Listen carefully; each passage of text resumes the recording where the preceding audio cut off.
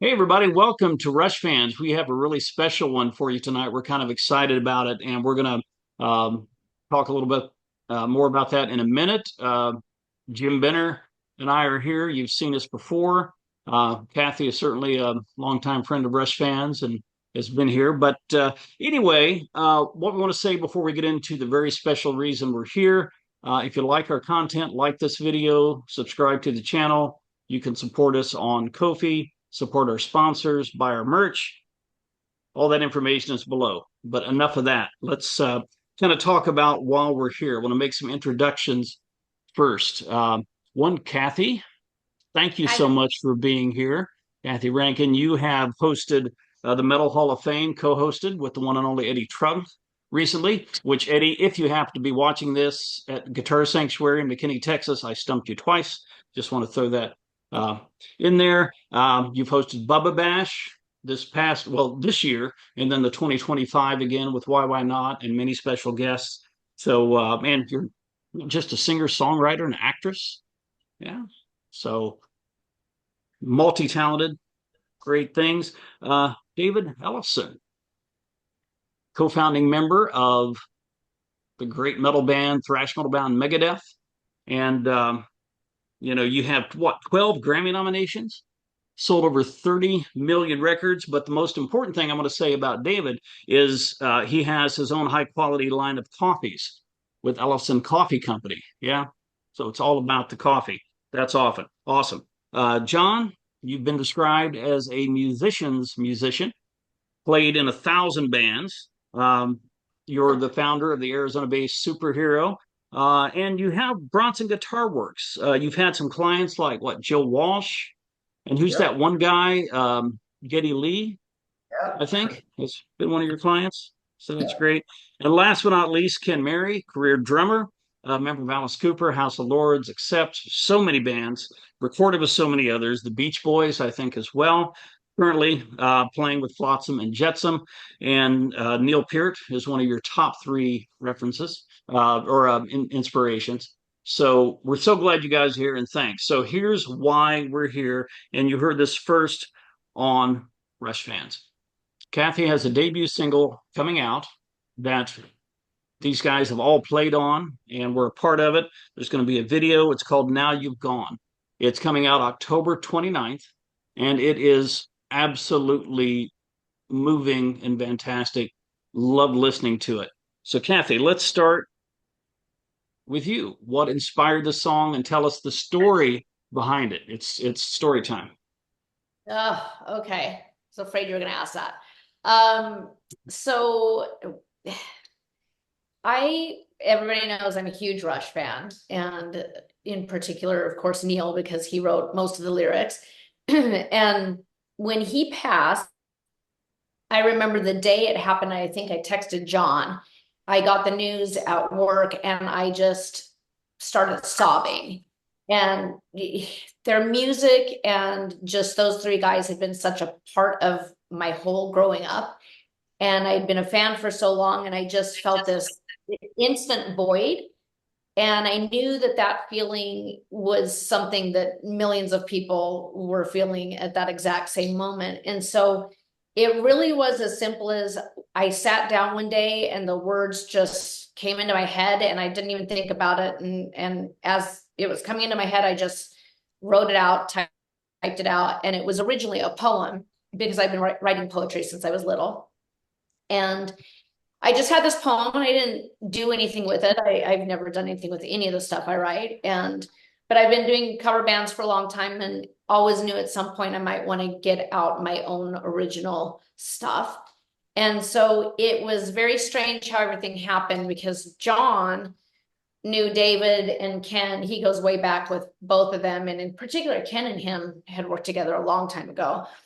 And one day Ken called John, or texted him and asked if he needed somebody to interview him for his Fifth Angel double album that was coming out, which by the way is fantastic. And so he asked if John could tell me about it, and I went and interviewed him, and we both found out we loved Rush, and we started talking about that, and he mentioned that Neil was a big influence for him as well. And then he made the mistake. After the interview, I helped out with some stuff on the interview, and he made the mistake of saying, that was really kind of you. If there's anything I can ever help you with. And I thought, well, it's now or never. And I'm not usually this bold, but I sent him back an email and I just said, I have some stuff I've written. I would love you to look at it. And I knew, because he was a Rush fan in particular, this particular song or poem that I wanted to do. And that's how the whole thing started. And then it morphed as the whole process went on. There were some really crazy synergies and things that happened. And I realized just for myself what I had written and the meaning of it was a lot more personal. It hit a lot closer to home for me. So there was just a lot of other things going on in why I wrote the song. So Perfect. Perfect. Oh Joe. yeah. Yeah. So, well, how did Dave come into play here? You talked about how Ken and John came in, but how'd you guys grab David for this one too? And I see he's a Rush Well, fan too. actually, Ken called me as he does for many things. Hey, you available? I got something I'd like you to play on. And he does Nice, this a lot. nice. And so funny thing with me and Ken. So Alice Cooper took Megadeth on our first big tour when we signed to Capitol Records on the Pete Sells tour to tie into your guitar back there. So this was 1987. Ken was the drummer, Kip Winger on bass.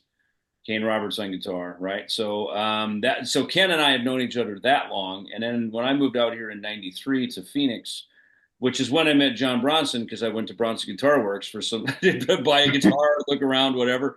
There were, I think, one or two guitar shops in Scottsdale, and his was one of them. So that's how long John and I have known each other, and so we're all neighbors here, of course. And Ken has a fantastic studio in Mesa, Arizona. So Ken called me and he said, yeah, it's something. It's a thing that's a song that Cathy Rankin. I said, oh, well, sure, if it's for Cathy, anything. So we all know each other. And as I went down there, I kind of got my Getty hat on, kind of going, all right, what am I walking into here? Is this like some YYZ madness, or what are we doing here? And I actually had a Rickenbacker, and which I knew wasn't going to be right for it, so I just showed up as me, to play my version of whatever this was, and so I heard the track. Actually, Ken had sent it to me, and I went, "This is great." And I thought, and I even said when we were in the studio, I said, "Cathy's got a fantastic voice." I said, "I know her, as an actress."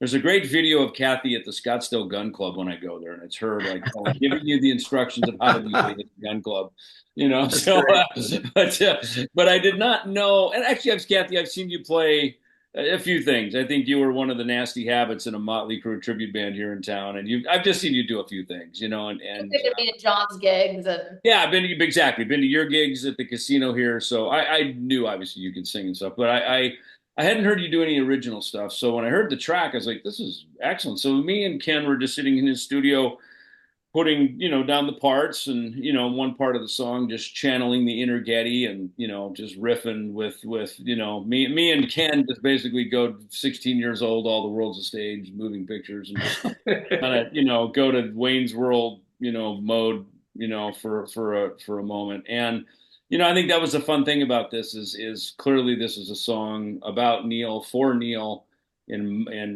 memory of Neil, and it gave free license to just go there, and break out your Rush repertoire, and let's throw it all in the pot, and we'll let John, Cathy, and Ken figure it out, and you're right. I think when you hear the song, it's beautiful, it's poetic, and yet it's very magical. It's very musical, and I think it kind of has just all the right stuff. So it's very, Yeah, very glad to be a part of it. yeah, and that's so awesome. Yeah, and for sure, it's so what caught my ear was that it's so melodic. Everything about it is melodic. All of y'all's playing, and Ken, your drum fills, they are like the way your toms sing, they are very melodic as well. So the whole song scream thing, you're welcome. Singing toms, I've never heard that. Yeah, there you go, right? Singing toms. Us, I us, ha us drummers have to like support each other, right? We've got to do that. I So, have to jump in here because I yeah, know go. it's going to be humble about it, but I could not have done the song without him. And when you hear all that melodic stuff, David's amazing. He It, went in oh and yeah. I can't believe how fast he came up with those bass parts. It's crazy. And I loved that he got to do something different than what people may think of David when they hear him play, because everybody knows he's phenomenal.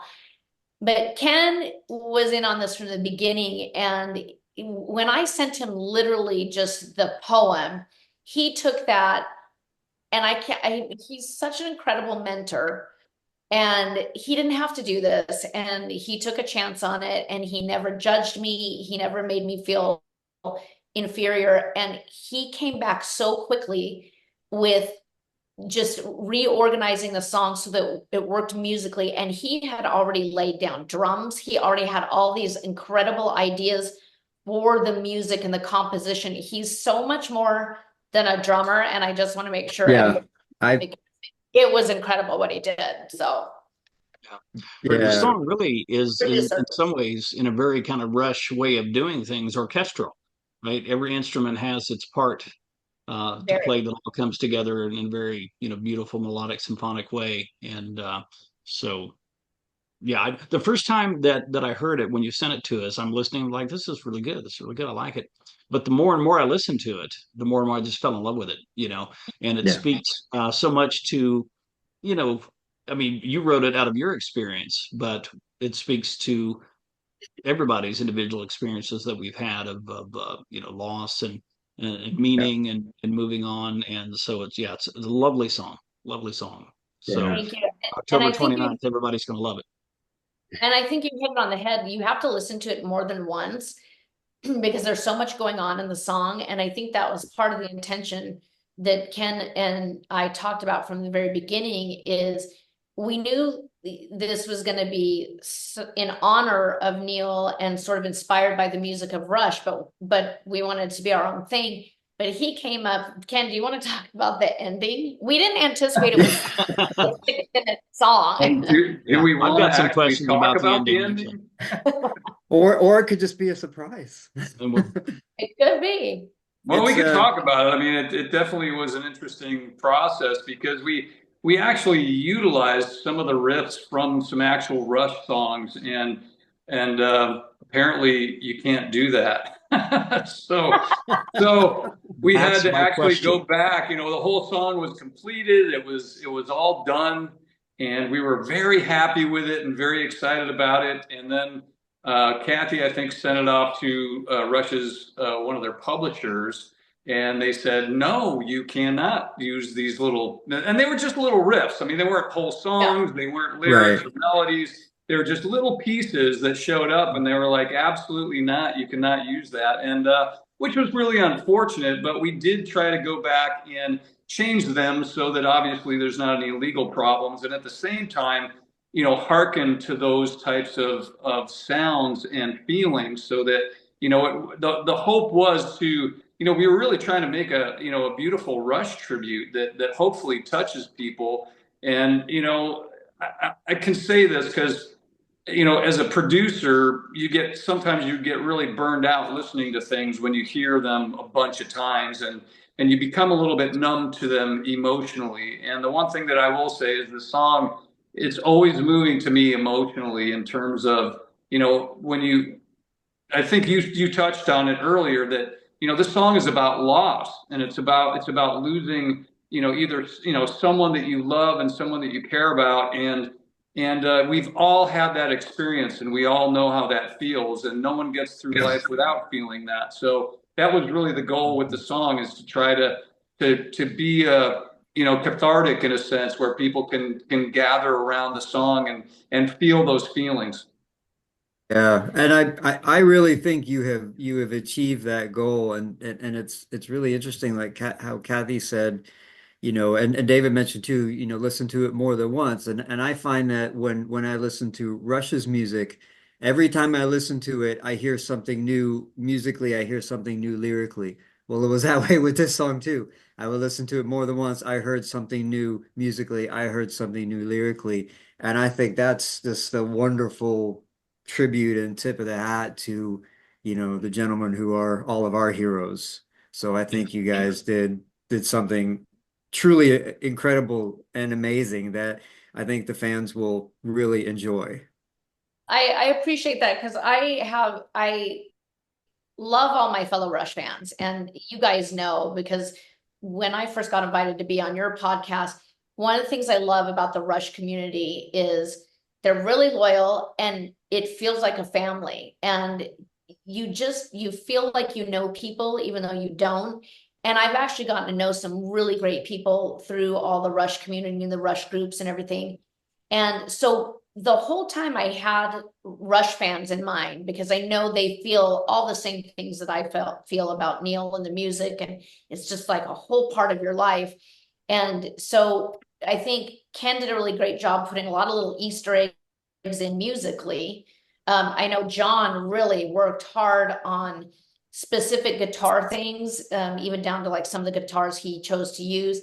And then I put a lot of little Easter eggs in the video and just the lyrics that you know I'll leave for Rush fans to see if they pick them out. Oh yeah. Yeah, for sure. Yeah, and it's incredible. All right, so one thing that I'm really curious about when you were composing the music, because I'm not sure exactly who composed all of the different parts of the music itself, though. What I wondered is what was a conscious decision? Because I think I heard some time stuff in there too. But what was conscious and what just kind of came about organically from just sitting and working together? Like I know Ken, you and Dave kind of, probably jammed out a bit. You mentioned, being 16 years old, which is so fun doing that and just kind of jamming. So what was conscious and what was sort of a natural organic progression? Well, I think, as far as the conscious part, we definitely wanted to, I think the first part of the song was almost a separate type song where we really weren't too concerned about, really pulling in the kind of like what I would call the Rush content. And at the end, we felt like, okay, let's cut loose and let's be free and let's be influenced. Let's be, like Dave said, let's be 16 years old. And, and draw on those influences and put them into the song. And so, I think we all just put on our Rush hats, and John Bronson did an amazing job, putting in the guitar parts too. These are parts that really, made the song come alive as well. I mean, everybody's contribution really, I think it was the chemistry, the overall chemistry of the song between everyone, Cathy and John and David and myself, like the chemistry really worked well together. And I think because of that, we were able to create something. But as far as the conscious decision, I mean, we definitely knew we wanted it to, be something that Rush fans would easily be able to listen to. Like you talked about the odd time signatures, some of the fills. We want it to be a tribute, and we want it to, to make people remember how amazing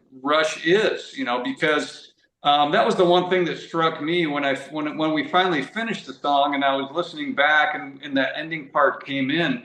It made me just really miss them. I mean, it sounds weird.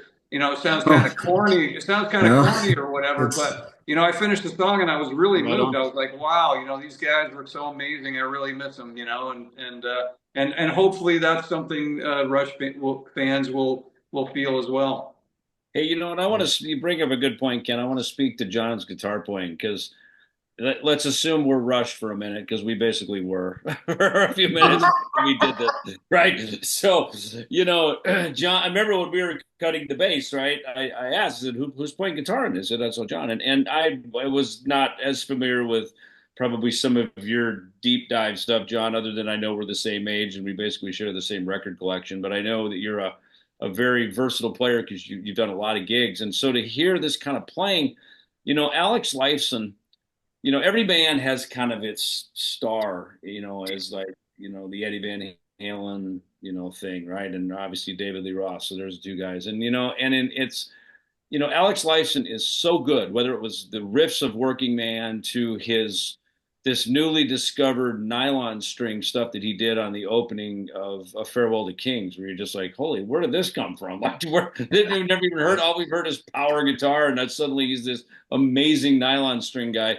So he was like this, excuse me, this guy that always had this arsenal of tricks that would just come out, across the entire catalog. And yet, because Geddy was such a, one man machine with all of his different, all of this, between keyboards, singing, and bass and pedals.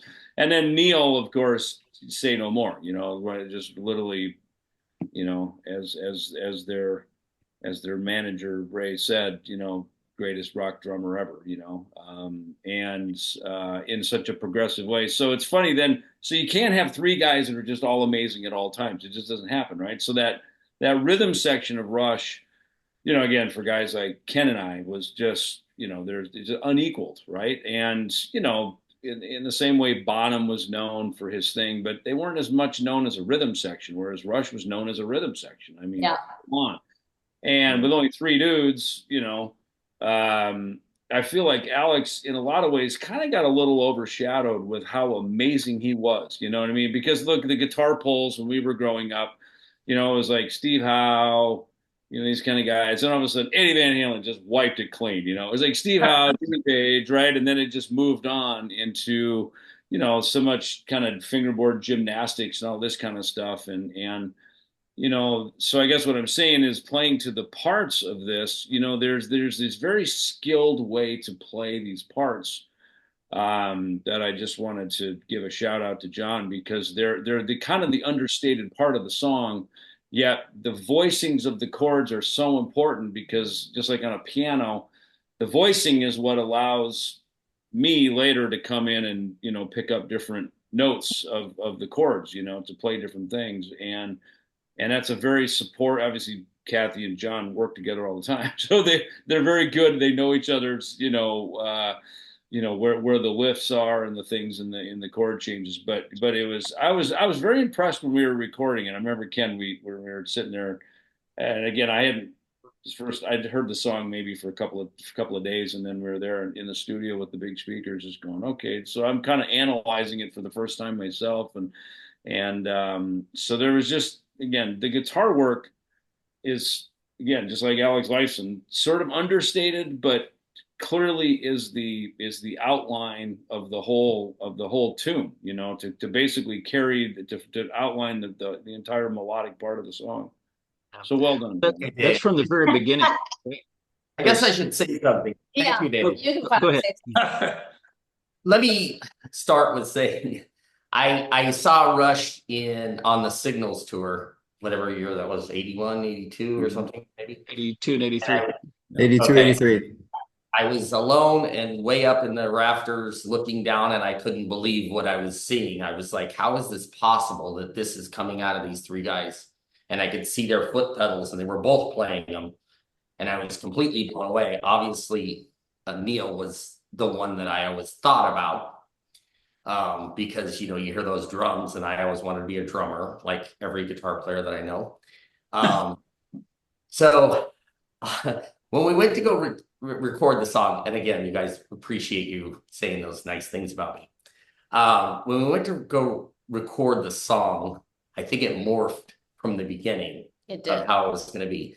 I was thinking ballad, and I knew I was going to have a big project on my hands, as far as the fans of Rush are very particular. And I started playing guitar when I was maybe 11 or 12 years old. And Eddie Van Halen was kind of my hero, Randy Rhoads, those kinds of guys. I always loved Rush and loved the songs. But Alex played these chords that I was not able to figure out. We didn't have YouTube and things to look at back then. So I kind of always shied away from it. I knew, maybe the beginning of YYZ or something, Red Barchetta, things, little things, Spirit of the Radio or something. But it was always something I kind of stayed away from, because it was above my Pay grade. my pay grade. So we went to go, just a funny little thing. We went to go, start recording the guitars, and I went in the studio, and Cathy's like, I think I should be there. And I'm like, no, don't. Let me just lay down some stuff first, and let me come up with some ideas. She's like, I think I should be there. I'm like, let me just figure out some things first. She goes, okay, whatever you do, don't be making it all Van Halen, and don't be. I don't want any Night Ranger in there. I did say that. Exactly. So I think it started out more of an acoustic thing, is what I was thinking, and a ballad, and it kind of morphed into what it is today over months of going back and, you know, the changes we had to make and everything like that. But I think I was going in initially trying to make it emotionally, Yeah. you know, soft and ballady. And he's being super humble because nobody saw the late nights he was in the back of his guitar shop in a studio and with a friend of his, Thomas Laufenberg, who's awesome. Yes. And you should have seen how many guitars he was switching out. I mean, first of all, he played a 12 string on this. He played another acoustic guitar. He played your PRS. Did you play? I actually used the customer's that was on sale there. I got his permission, but it was a very expensive. And I said, if I'm going to try to play Alex-ish, which is going to be hard for me to do because he's so amazing. Yeah. Again, just say what you guys said. He's totally shadowed by the other two, but he's just so tasteful and amazing technically, and everything. His songwriting, it's really amazing. I was like, well, maybe I should play a guitar like he played. So I grabbed the 335, I grabbed the PRS, and I had these, thank God, at my disposal to play. And so there are many different guitars on there.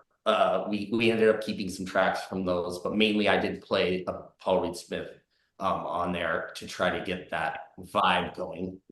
But it was quite a process. The 12 string actually came later. It's kind of a funny story. Out of all these guitars, you know, we have 400 or 500 guitars at all times in there at the shop. I was thinking, okay, we should probably lay some 12 string on because that's totally an Alex thing to do in this situation. Let me go grab one, and I'm looking all over the place for one, and I'm like, I don't have anything except for this guitar that literally was in the trash can. It was a guitar that the neck was all twisted and messed up, and we had got a customer replacement guitar from the company. I guess I can mention Fender on there. Maybe you shouldn't. Fender, man.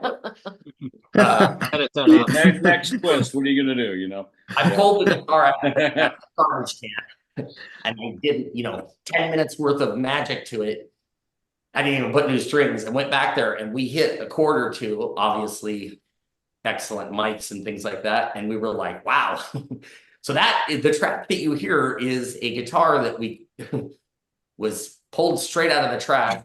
It probably was $250, $300 guitar to start with, and it really did work out and was amazing.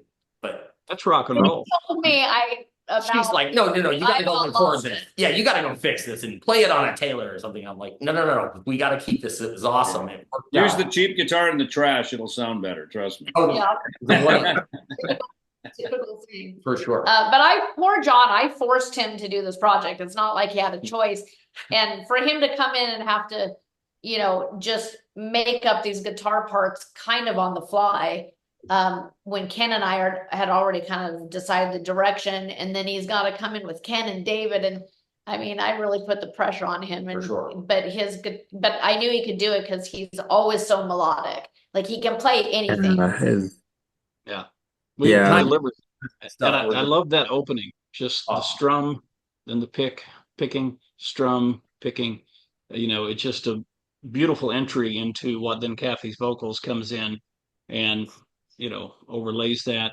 And what I love so much is you're doing this through the song, and then all of a sudden there's this shift, you know, and it goes into the end of the song, but goes from grief and catharsis to celebration, victory, you know, whatever adjective you want to use, and then you're ripping some solos in there that are I playing it back, kept going back, playing it again, going back, playing it again, and absolutely loved it. And then you would back off a little bit and then rip again, and you know, so Yeah, you delivered. All took turns on that. Ken laid down some crazy, amazing drum parts, and Yeah. it was exactly like how Neil would do it. As far as once you heard it 2 or 3 times, it was like those fills were stuck in your head, and I can tell you every single one of them, like a Rush song. You know, everybody knows exactly what that fill is gonna be. It's like that thing, and that's tough to do. You know, it was amazing. And then Dave's bass, if you pay attention to what he's doing, I was like, oh my God, this is like, I just got so excited every step of the way because I didn't dream that it would come together so well. You should hear how good we played in the video. It's amazing. I'll talk about that. Which was very fun, actually. That was a cool thing. You know, that's when you kind of know when it's getting real. You know, Yeah. and hey, the song's cool. People like it. Hey, we got a chance to shoot a video. Should we do it? All right, sure. You know, it kind of moves everything along to the next peg because you know, I think for all of us, it's and maybe for you, Cathy, because this is kind of a debut for you as a songwriter and as an artist. To put your own song out there is, you know, you write something, you create it, you get the team, it comes out, you know, as well as better than maybe you'd hoped. And then, you know, it kind of, oh my God, people actually like it. Oh my God, we get to shoot a video. There's a podcast calling, you know, and it's all part of this fun process of seeing something birthed and really taking on a life. And I like, Ken, what you said, you know, the emotional connection that, you know, you don't sort of numb out to it. I know exactly what you're talking about. When you're in the studio and you hear something so many times, you kind of become this mechanical. You're like, it's like you're a mechanic working on a car, you know. You're no longer enjoying the car. You're just working on the engine, you know. But you know, so it's fun when something goes the distance, you know, and you know, we always love something when we're involved in it, but then, you know, there comes this moment when the rest of the world hears it, and is it a thumbs up, is it a or is it like, you know, people tune out, you know? And I think we knew that this was not going to happen with this, but you know, for Cathy's sake, it's cool to see something. I remember those feelings myself when you kind of put your first song out there, song or songs or album, and it's like, okay, what's it going to be? You know what I mean? It's almost like I don't want to look, you know. And then when it's popping, so it's really cool to be part of something that every step of the way has been, you know, a nice upward movement, you know, with it, and so it's cool. Well, It's cool that you two guys from Dallas like it too. So it's a good start. yeah, I mean, you don't want to disappoint Rush fans. I just can't say enough about how appreciative I am that all of these guys did this song because, you know, one thing I have to mention besides being about Neil, it is about a very heavy subject, and there's a very personal part that came out for me when I was going over the lyrics and reworking them before I even ever sent them to Ken. I realized there was a very strange connection. My brother is the one who got me into Rush originally. And he's not even really a fan. He doesn't care anymore. I mean, he likes Rush, but he's not a big music crazy person. He's very successful engineer and has a whole different life, but awesome guy. But he is the one who had got me into Rush. And there was this strange connection because Neil lost his first daughter, as we all know, and wrote about it in the book Ghostwriter. And his daughter, I believe, was 19 when she was killed in a car accident.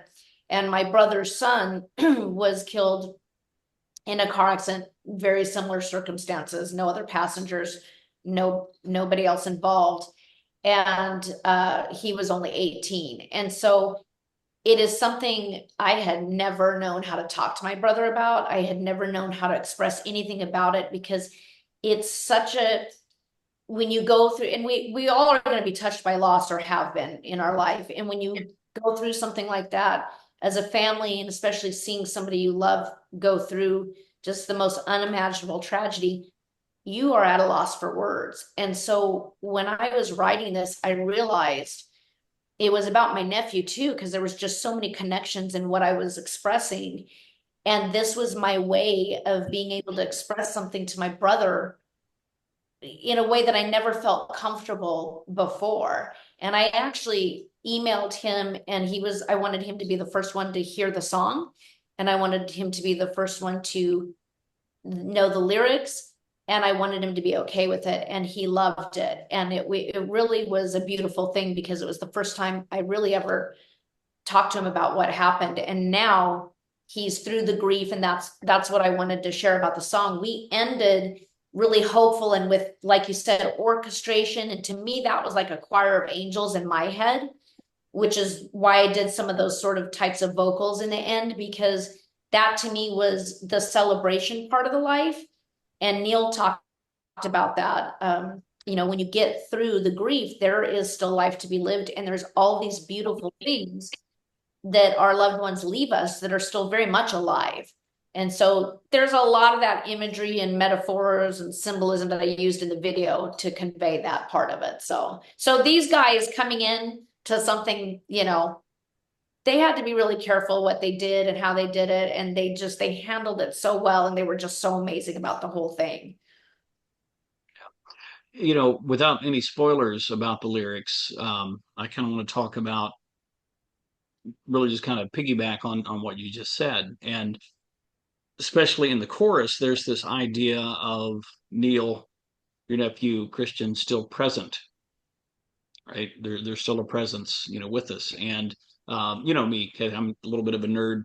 I thought about, there's an ancient Greek poet named Sappho, and she talked about how we achieve immortality through our words and our deeds, right? And I thought that was Neil, you know, um, still present with us through those lyrics that still mean so much to us. We can come back to, I mean, I've been a fan since I was 11 years old, 1976, and I still get new things out of this music, so much. And then of course the way that they live their lives, and the things that they did, they're still this present with us. They're present with us. And this idea that you talked about, because they were here, the world was left a better place.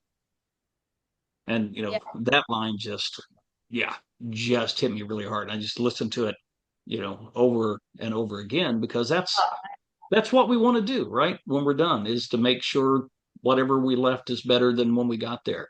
And they certainly, Neil certainly did that for us. And you can speak to that, I'm sure, about your nephew as well. So I mean, the chorus, just those few lines are so strong. Yeah, I appreciate that. That's what I hope people get out of it. I found out in this process that so many people that I even know and had no idea have lost a child at a parent that's lost a child way too soon. And Yeah. I did not know that. And so I think it's going to resonate with a lot of people, but it also resonates with anybody who's, whether you lose a parent or even a relationship. It's just, you have to go through these feelings, but there can be really amazing things at the end. And whatever you believe, I do believe our loved ones are still with us. And there were some strange things that happened during the making of this song that I didn't even tell everybody about, that I just knew it was all coming together the way it was for a reason. So, and I think exactly who was supposed to play on this song played on this song. Yeah. Yeah. So, John, David, Ken, whoever wants to speak to it, what did these lyrics say to you when you read them? It's funny. The Bring one our lyric I experiences didn't to know them. is when you talked about in your garden. I was like, Ken, what is she talking about? Your garden, right? I did not know what that was, right? Because look, admittedly, You brought this up. I was a Rush fan. I came in on All the World's a Stage, and just like Kiss Alive and Frampton Comes Alive, then I go back and check out the first three studio albums, because that was the formula in the day, right? Get a deal, put the band on the road, you make 3 records. If you need it to finally break and pop, you do the live album, and that's the one that turns the corner, right? And so then, Farewell to Kings, I'm in. Hemispheres, kind of. And then Permanent Waves, Moving Pictures, phenomenal. I mean, like, great on every level. And I too, John, I saw them for the first time on Signals, and with the flock of seagulls haircut that Alex Lifeson had. I was like, what's happening to my band? Like, what the fuck are they doing here? You know, The so thin tie he's you know, wearing. yeah, it's but it was just a venue out in Sioux Falls, South Dakota, where I saw Cheap Trick and AC/DC, and then April Wine and Rush played there. You know, big bands, because I guess technically it was a tertiary market. It was kind of a third tier market, so you'd have to be pretty popular to play there. But this is the Midwest. This is where all these bands broke. Rush, Kiss, Nugent, REO Speedwagon, Styx, all those bands broke in that, little area that I was from back there.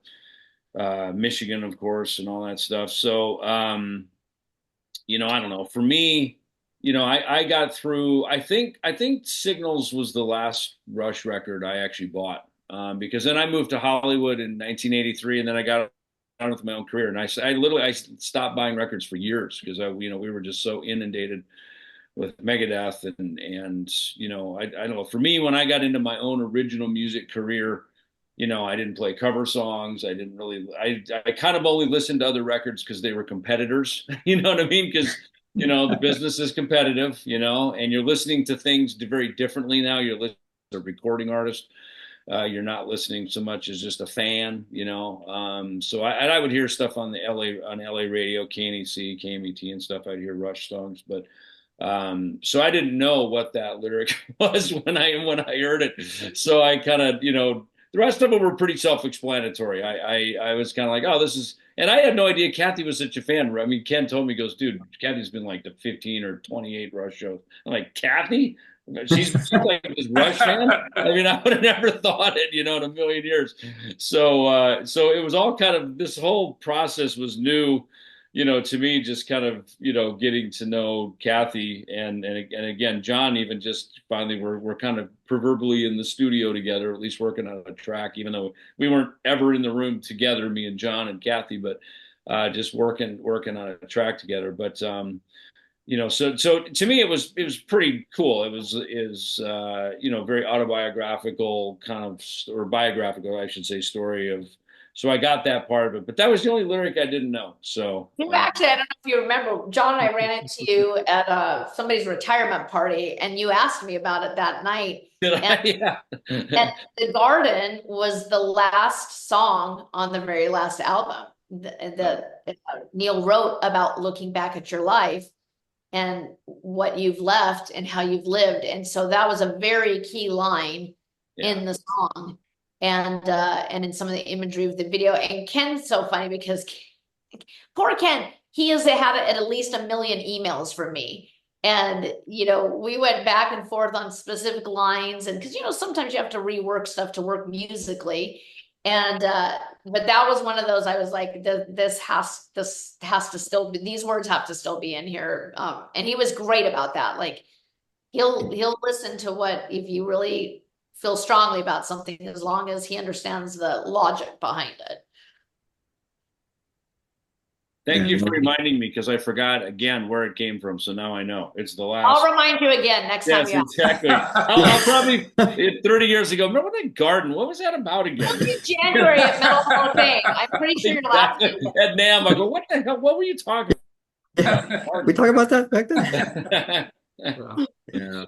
Yeah, I just want to say something too, because we talked about David, and we talked about John, and we talked about my contribution. But Cathy, obviously, vocally delivered something here, pretty magical. Like, you listen, and the thing that always strikes me with singers, you have to somehow capture feeling through your singing, and in a recording studio, it's not always easy to do that, because it's a very methodical environment. It's a very precise environment. There's a guy in the other room saying, "Okay, that's good. Take it again."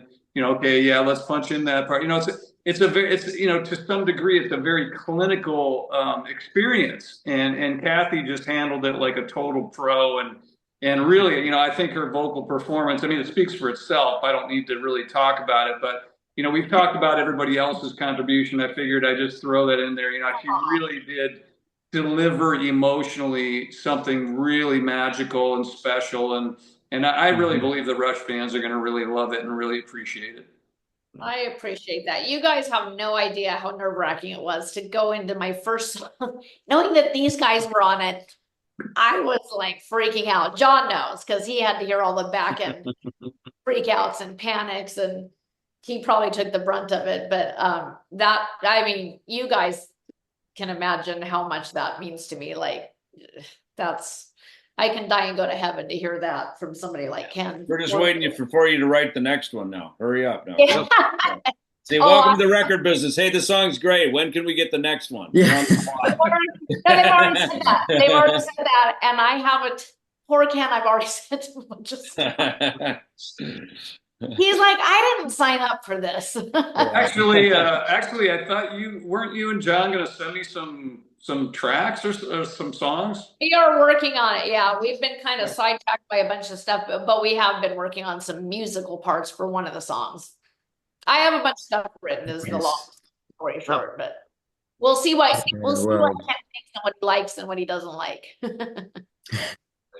So yeah, Cathy, you've performed obviously quite a bit live, and kind of what Kim was talking about in the studio. When you're live, you feed off the audience, right, emotionally and things like that, and that brings it out of you. So I don't know, if you've been in the studio, but this is your song. So what was it like not having an audience to feed off of or riff off of? That's a great question because actually I hate recording. Some singers love the recording process and don't love singing live as much. I'm the opposite. I love singing live. The studio, I tense up. Like Ken said, it's very clinical. If you go in and you've got the studio ready and you're taking up people's time and you're having an allergy problem, or you've had gigs the night before and your voice is in peak condition, you don't have a choice. You have to try and, you're using time in the studio, you got to try and nail it. And you're trying to think about how it's sounding, your tone, your breath, all of that, and then saying the words properly, but also telling the story, giving a performance, making it connect with people emotionally. So it's a stressful thing for me to record. It's not my favorite part of music, but that's what I loved about this process and working with these guys, is this was pushing me outside of my comfort zone. And it was fun to do something that's completely a unique creation, and finding my own voice and doing something that is meant to fit my particular sound. So that was the fun of it. But it was stressful at times. I mean, I think the night I went in to record, I had horrible sinuses going on. So, I was like panicking about that. And Ken has a button on his board. He's got the board that like Whitney Houston and Vanilla Ice recorded on, and it has a suck button. So if you suck, you can press this button. And I think, is it the Britney Spears? Is it? No, that's if you press the platinum button and the suck button. No, Oh, we yeah. didn't say that. We didn't say Britney Spears though. We just said that might be some successful artist that you've never heard of that sold platinum status. So, but so yeah, that if you was hit in the my head. Yeah, so that was in my head. I'm thinking of Ken over there pushing that button. The suck button, yeah. It'd be like, you know what, guys, the song, I tell you what, the only problem was the suck button was in the whole time. We got to re-record everything. So, yeah. Start all over. Ken had the patience of a saint, really. But John helped out a lot too. Like, music is so different these days, the way you create it versus like back when you used to get together and actually jam as a band and come up with stuff. And John really helped me flesh out some of my vocal ideas, and we would record things and send those ideas to Ken, and then Ken would send back, what he thought and maybe try this or try that. And Ken was great about, helping me pick the right key for my voice so that it really fit my range and my tone. And so yeah, I forgot about the key change. Yeah. Key change. Wow. And let me just tell you, it's I'm used to belting. Our band is a very high energy band, so we sing a lot of belty kind of songs. And And live, you can get away with cheating a little. You can't do that so much in the studio. It's picking up everything. But Yeah. it was different for me to sing something very emotional and very like holding back. And Ken, talked to me a lot about how to use my breath and not strain so much and not try and project so much, but like bring it back, dial it back a little bit. And that made a huge difference in my vocal performance. So it was cool. The whole thing was a great learning experience for me. And So Ken, we do have to get, I've never heard your voice actually yeah. sound like Ken was able to pull all of that out of you. And I mean, the way he records, you can tell the guy is Well, because he sings too. top-notch professional. Yes. Ken's a great singer. Ken's kind of got the whole package because he knows the fundamentals of rhythm and he knows how to sing. You know what I mean? Yeah. So it's kind of like everything in between is just filling the cracks. You know what I mean? But let's face it, the drums are the thing. Sometimes the best drummers are the ones you don't even know are playing because that's how good they are. They're just laying it there. Totally. And then, of course, once the singer starts, that's what we listen to. And so Ken. Years ago when we first connected out here, you were really working well into getting into the producing mode, and so it's as much as you're world famous for drumming, you're a fantastic singer and every bit as fantastic of a producer. Well, thank you guys so much for the very kind words. I'll be sending your PayPal account the $40, just like we agreed. That's awesome. Everybody's getting $5. Yeah. It's great. It's great when you go in the studio and the session makes you a better player, makes you a better musician. You listen different, you play different. Even for me as a bass player, I always say, let me play bass last. I learned this making records in Nashville. I'd way rather play bass last, which I kind of got to do on this because I had a vocal to work around. I had guitars and drums already down. The old idea, I guess, we'd kind of always used to, probably when Ken and I were making, rock records back in the day, put the drums down, then the bass and the guitars, you sort of build it from the ground up. That's my least favorite way to record bass. I'd way rather have everything else there, bring me in last, because I want to have as much stuff there to play around, especially when it's something like this that has a lot of sensitivities, a lot of different emotional dynamics to it, because the bass can be a very emotional instrument. If you think about pop music and R&B music, it's also becomes one of the melodic instruments. It's not just in rock and metal, it's a very driving thing, but in this kind of a song, it allows for it to be a lot more and to sort of kind of follow along in line. So the way that we recorded this was my preferred way to bring me in toward the end, and did you do anything different, David, in your playing than you normally do? In pretty much everything. I was gonna say pretty much everything. Tone, everything. Yeah. Don't bring that bass. Bring this one. Play with your fingers. Play with a pick. I mean, it's a good question, Cathy, because again, this is a very different session. This is, sometimes we get called, hey, be David Ellefson, like thrash metal guy. Yeah. Other times it's like this one, Ken just said, hey, I need a bass player. I need a good bass player. You're a friend. I trust you will play the part that I need you to get on this. And look, Ken's the boss. In my opinion, I went in, it's your song, Cathy, but Ken was the boss of the session. He's the producer, so I give him what he wants, and that's how I go into these kind of things, is, give him the tone he wants, the parts he wants, and then, that's it. Move on from there, So that's that on this particular session. That's how I came into this one. And again, I'd heard the song. He sent it to me. I like to go in prepared. I'm the kind of guy that, it's like, hey, if you got an MP3, whack it over to me so I can just write a quick chart, a quick roadmap.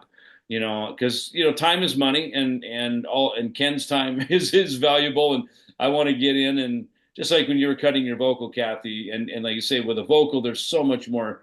For me, John and Ken, we can change a guitar, change a bass, change a snare drum, get a different cymbal. We can sort of tweak that stuff.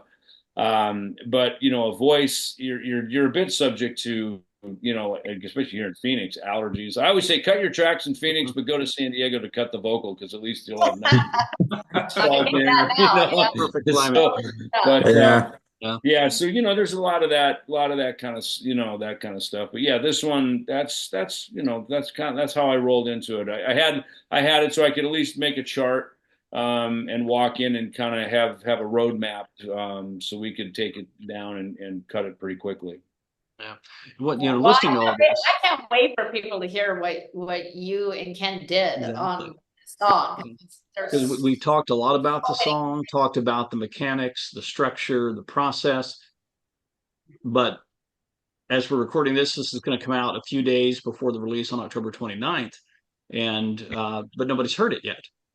Right. We talked a lot about it, the structure, but we might have a little clip somewhere in the Maybe we should video. put the podcast out on the 30th. Yeah. For everybody who's watching, a retrospective.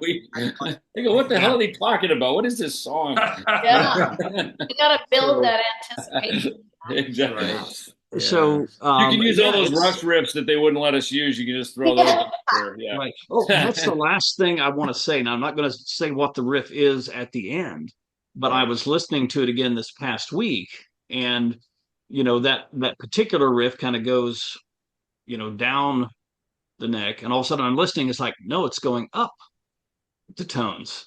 I said that's so. I grabbed one of my guitars, and I'm a mediocre player. I play therapeutically, just because it makes me feel good.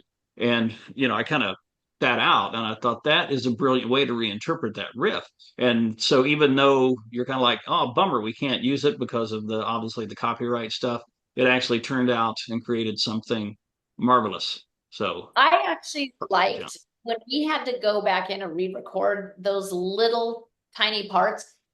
Yeah, I was in the studio with John and Ken when they had to do it, and man, talk about that's a frustrating thing because we didn't have any time. Like we were already supposed to be doing other things, and I watched them come up with that like in real time, and it was crazy. It was crazy what they had to do to get, and people don't realize how complicated that is and what was going on, and it was just awesome to watch. And when I heard it, I was like, oh, that's cool. And then when I heard Ken's final mix on the recording, I actually emailed him. I'm like, I like this better. I actually like this better. It's Rush-like, and you think you're listening to Rush, but you're not. And it's totally different. It's its own thing, but own you'll voice. you'll know when you hear it. Yeah. So definitely listen. It's coming out. There's YouTube video. It's going to be on all the streaming services and everything else. You can go to cathyrankin.com for more information. You can pre-order it. If you don't follow Cathy already on Instagram, at Rush Fanatic, Yes. follow there. I think you're on TikTok as well at Cathy. No. So Instagram's better. Facebook, obviously. So yeah, and follow all these guys, and what you guys have done is wonderful, and we here at Rush Fans are just really appreciative that you allowed us this time to listen to you, tell us about it, and talk to us. Thank you. Yeah. Thanks so much for having us.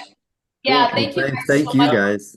for doing this. I love you guys. I just knew you were the first people I wanted to talk to because I know you guys really get it. So thank you so much for giving us this opportunity to do this. Our pleasure and our honor. So we're going to have some information down below on the song and the release. Make sure you look at that, and then be ready on October 29th for when it comes out. So And if Cathy, you're a Rush John, fan, David, Ken, what's that? if you're a Rush fan, there's a reason we picked October 29th. I'll just let you figure that out. Oh, yes. Yeah, there's going to be a graphic when this video comes out, which actually it already has if you're listening to it right now, but that might give a little hint about why October 29th is important. So, thank you all. Cool. Thanks, guys. Thank love you. Rush. Thanks, everybody. Guys. Thank you. Bye. And we'll see you down the road.